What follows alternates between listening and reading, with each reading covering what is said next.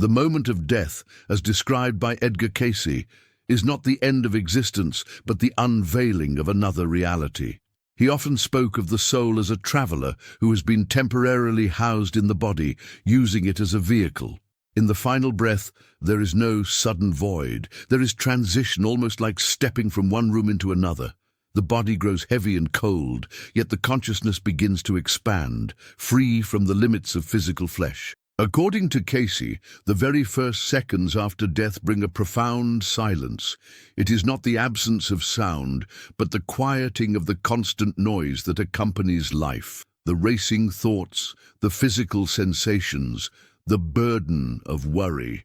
The soul suddenly perceives itself apart from the body, almost watching from above. For some, there is confusion. For others, a deep sense of relief, as though an old garment has finally been set aside.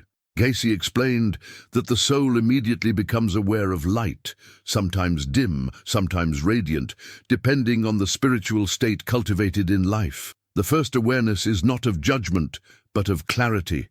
The mind recalls memories in flashes, not in full detail yet, but like sparks dancing in darkness. The individual feels strangely whole, as though burdens of illness, age, or suffering no longer cling. In this silence, the soul still perceives the room, the loved ones, the weeping, the prayers. But there is an invisible veil beginning to draw between the living and the departed. The soul feels the pull of two forces, one tethering it back to the familiar earth, the other inviting it into an unfolding dimension. It is here, Cayce taught, that the journey truly begins. These are the first steps of the 9 minutes of awakening. The question that rises in the soul's awareness is not, "Why did I die?" but rather, "Where am I going?" This inquiry, according to Cayce, shapes the very next moments of the transition. Edgar Cayce described the first minute after death as a crossing from density into illumination. The soul, having stepped away from the body, now finds itself bathed in a gentle radiance. This light is not harsh or blinding. It feels alive, intelligent, and deeply personal. Some souls experience it as a warm glow, while others perceive a brilliance beyond description. Cayce emphasized that the light reflects the inner state of the person. The more love and harmony cultivated in life, the clearer and more welcoming the radiance becomes. The soul feels both astonishment and recognition. It is as if the light was always present, but hidden behind the veil of earthly senses. In this moment, fear begins to dissolve. What once seemed mysterious, death, now reveals itself as a return. Many describe a sensation of being embraced, not physically, but through a current of peace that flows directly into the core of being. Yet the soul also realizes a strange duality. It can still see the world it left behind, the room, the body, perhaps the grieving loved ones. But now there is also this invitation, like a door opening into eternity. Some hesitate, drawn by the voices of those still on earth. Others feel irresistibly pulled forward, unable to resist the magnetic beauty of the light. Cayce warned that the soul's first reaction here is crucial. If fear or attachment dominates, the light may appear dim or distant. But if openness and trust prevail, the radiance grows stronger, guiding the soul gently onward. This is why he often taught that the state of mind at the time of death mirrors the habits of thought in life itself. The first minute is therefore not a judgment, but an unveiling. It shows the soul who it has become, revealing truth more honestly than any mirror of the flesh ever could. The light does not condemn, it simply illuminates. In these moments, the soul understands something profound. Death was never an ending, but a revelation of what was always within. In the second minute after death, Edgar Cayce described a peculiar phenomenon. The soul still feels the vibrations of the earthly life it has just left. It is as though echoes of conversations, memories, and even emotions continue to ripple around the spirit. Unlike the body, which rests still, the consciousness is alive, more alive than ever. This echo is not chaotic, it comes in waves. The soul may hear the faint cry of a loved one, recall the laughter of childhood, or sense the lingering pain of unresolved conflicts. Cayce explained that this is the soul's first chance to recognize how deeply it has been shaped by earthly experience. Nothing is hidden. Even small forgotten gestures, kindness or cruelty, return with striking clarity. But this is not yet the life review that many near-death experiences describe. Instead, it is more like the fading sound of a bell after it has been struck. The soul becomes aware that the life lived was temporary, a classroom of sorts, and that its lessons are now transitioning into a new realm. The attachment to the body weakens as these echoes soften. Still, some spirits linger here. Cayce warned that souls bound by regret, anger, or intense earthly desire may cling to this echo. They hover near familiar places or people, unwilling to step forward. For them, the second minute stretches like an endless loop. But for those who cultivated trust in divine order, the echoes become gentle reminders, fading naturally as they prepare for the journey deeper into light. Cayce often said that prayers from the living can assist the departing soul at this stage. Loving thoughts, rather than desperate grief, form bridges of peace, encouraging the spirit to release the earthly resonance and follow the higher calling. By the end of this second minute, the soul begins to feel a shift. The echoes lose strength, and a new sensation rises, an awareness of movement as if being drawn upward or outward. The pull of the light intensifies, and the earth's gravity, both physical and emotional, gradually lets go. As the soul moves beyond the fading echoes of earthly life, Cayce described the third minute as a moment of encounter. It is here, at the threshold between the known and the unknown, that a presence often appears. Sometimes it is perceived as a radiant figure, sometimes as a familiar loved one who has already crossed over, and other times as an indistinct yet undeniable force of guidance. Cayce called this presence the companion of transition. The guide is not random. According to Cayce, it resonates with the soul's own spiritual state. For those who cultivated faith, love, or humility, the guide often appears as warm and reassuring. For those burdened with fear or doubt, the guide may first seem distant, only to draw nearer as trust is embraced. This is not a being of judgment, but of direction, gently orienting the soul away from the shadows of the past and toward the light that now beckons. In this third minute, the soul feels torn between astonishment and recognition. The guide's presence awakens memories deeper than those of a single lifetime. Some experience a sudden awareness of past existences, flashes of lessons once lived, as though the soul is being reminded of its eternal journey. For others, there is only comfort, a sense that they are not alone in this crossing. Cayce often stressed that prayer and meditation during earthly life prepare the soul for this very meeting. The more one cultivated connection to the divine, the clearer and more loving the guide appears in this crucial minute. Yet even the most unprepared soul is never abandoned. The guide always comes, though sometimes the recognition takes longer. The third minute is also the first true step away from the body. While in the earlier moments the spirit still perceived the physical world, now the pull toward higher planes strengthens. The guide does not force, but invites. The soul feels a subtle choice forming: cling to what is fading, or trust the unseen path opening before it. It is here that courage becomes the key. For as Cayce taught, what lies beyond this minute is not darkness, but the widening of the light into a new horizon. With the presence of the guide leading the way, the fourth minute unfolds as a passage, a corridor of light stretching outward like an endless horizon. Cayce described this as a transition zone, where the soul no longer feels the heaviness of the body or the pull of earthly echoes. Instead, It senses motion, as though being carried along a river of energy that flows gently yet irresistibly toward a greater source. The corridor is not empty.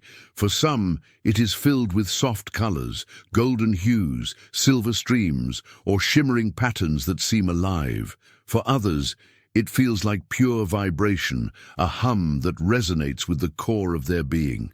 Cayce explained that this stage reflects the soul's own spiritual frequency.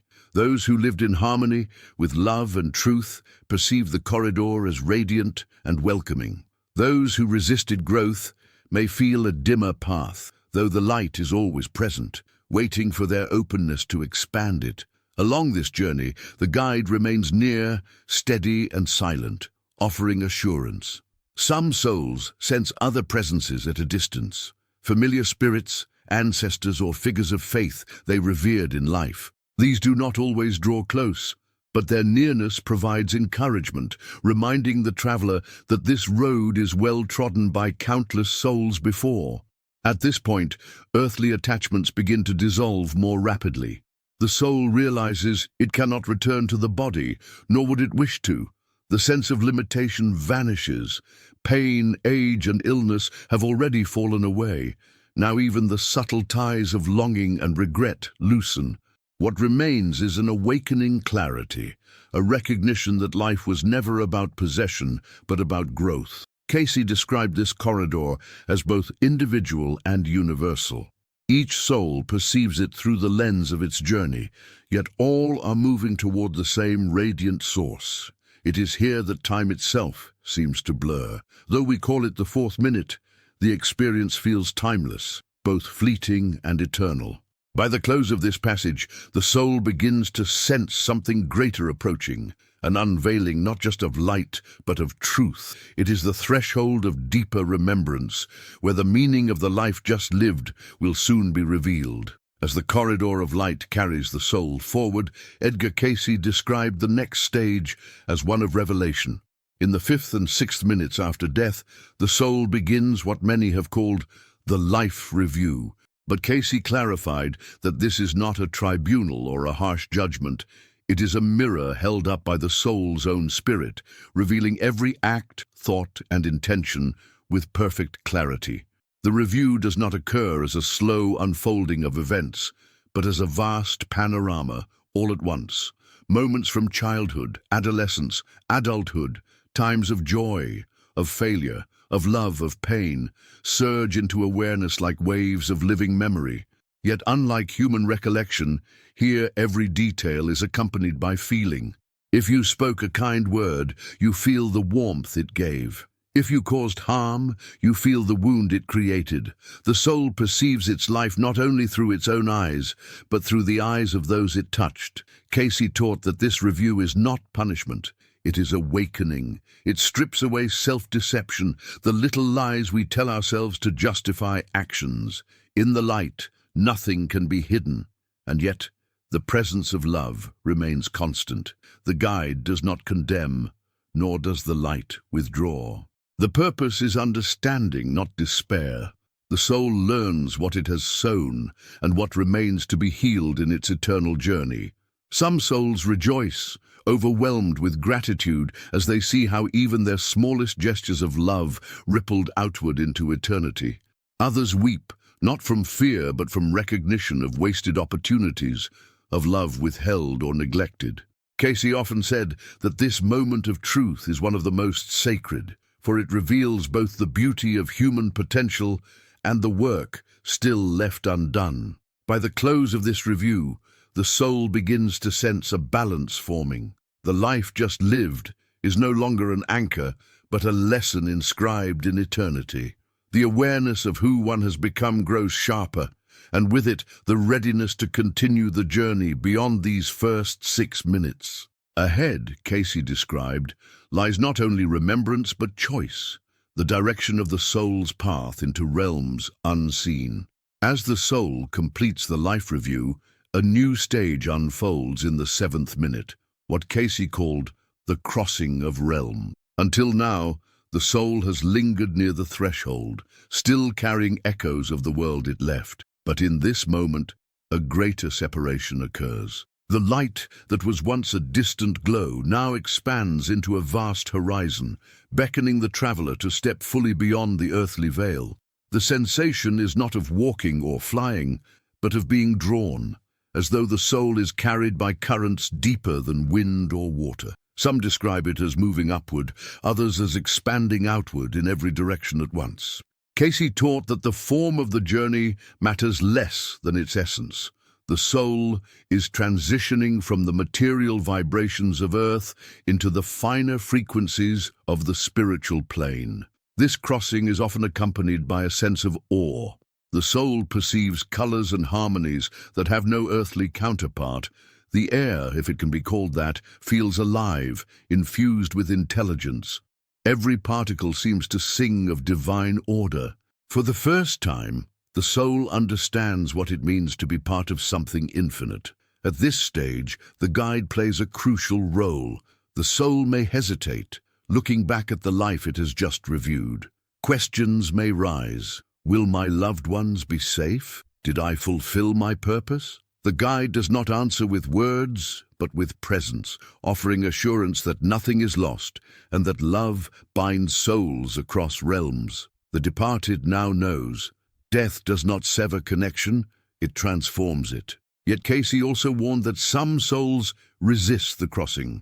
Fear, attachment, or disbelief may cause them to linger near the earthly plane, half in shadow, half in light. But the seventh minute is the invitation to release.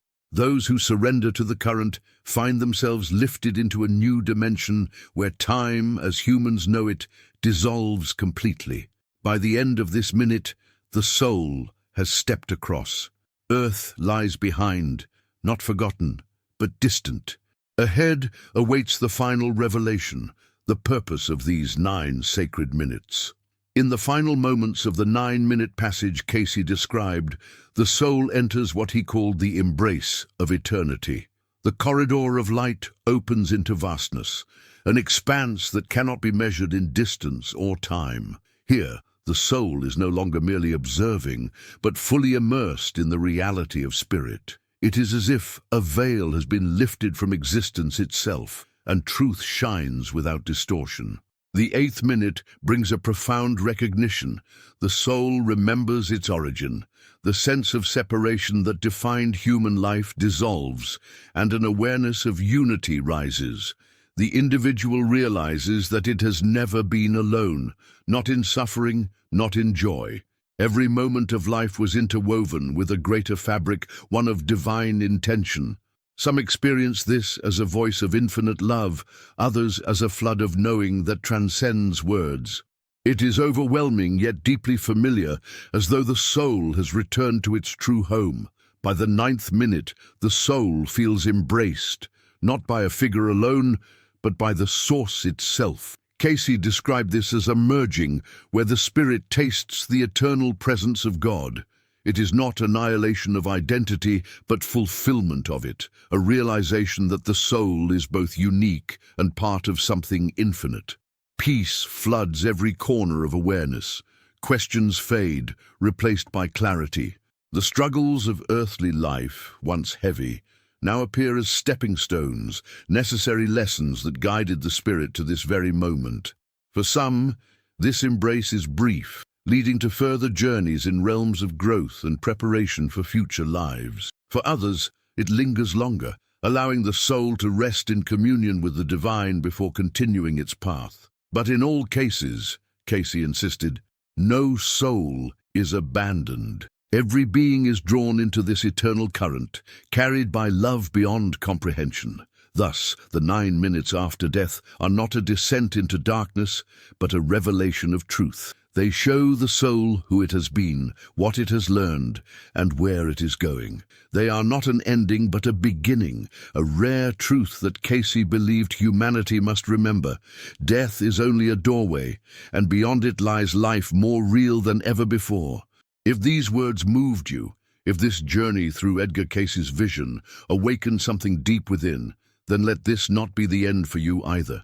Join us as we continue exploring the mysteries of life, death, and the soul's eternal path. Subscribe to this channel, share this message with those you love, and let's build together a space where truth and light can be sought without fear. Every story, every teaching is a spark. And perhaps, by listening, reflecting, and seeking, we too prepare for our own journey when our 9 minutes arrive. Stay with us, for there is so much more to uncover, and the light is waiting.